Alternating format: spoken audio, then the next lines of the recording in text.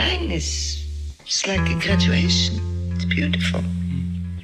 But you've never done anything you wanted to do. It's miserable.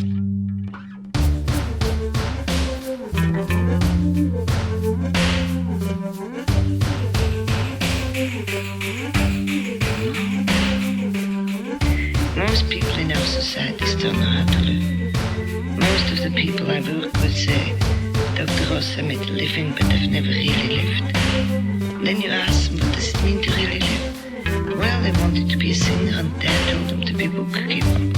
So they're bookkeepers for 50 years, miserable and unhappy, and grouchy, and they do the same thing to their sons, to the son's son, and they try to put them into their mold. And to live fully means to understand what human life is all about and how we were created. We are only born with two natural fears, and that is one of falling and one of loud noises, which are naturally to preserve life, and so indirectly there is a fear of death. But all the other fears, the fear of the dark and the fear of suffering, fear of neighbors think of us, and all the million fears people have, are given to them by the grown-ups. Children who are raised without being given all those fears and guilt and shame would live a totally different life, and they would be neither afraid of living nor of dying.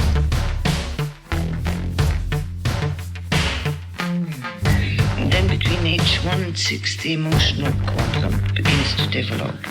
That's where we get all our basic attitudes which ruin us for life. I love you if you bring good grades home. I love you if you make it through high school. God, would I love you if I can say my son a doctor. And children grow up literally as prostitutes. They believe they can buy love with good behavior, nice dress, sweet smile. They'll always be unhappy.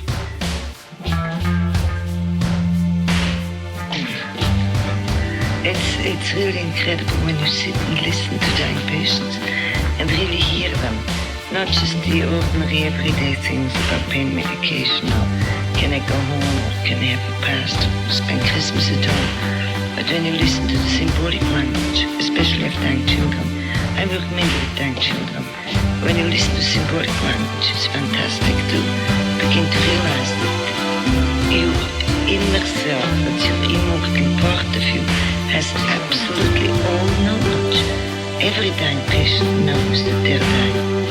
They share with you in a spontaneous drawing or in a symbolic verbal or non-verbal language their awareness of their impending death. They share with you their unfinished business. And then as a gift to you, since all benefits are mutual, they teach you tremendous things about living and how to live, so you're never afraid to die. And that is a gift that, you cannot work over a long period of time with dying patients without learning how to live more fully.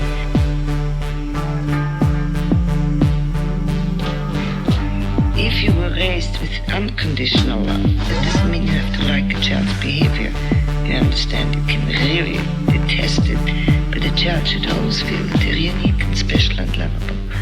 If children were raised with unconditional love and firm, consistent discipline, they would develop an intellectual quadrant around age 6, and they would love to go to school. It would be a challenge and exciting and curious, like you would go on an adventure trip. It wouldn't be a nightmare to go to school on the track. And then at adolescence, you emerge your own spiritual quadrant. That is your intuitive awareness and curiosity, where we come from, where we go, what your destiny is, what you want to be in life. And nobody would dare to put you into another mode, because you will know exactly when you're on a track. And in our society, very few people know who they are and what they want to be, what they want to make out of life.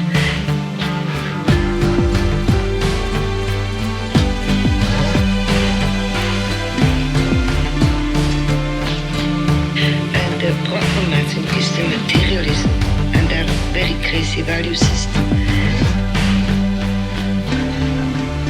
Was medicine its most beautiful form. I was totally happy and totally, absolutely content. I never got rich, but I was rich inside.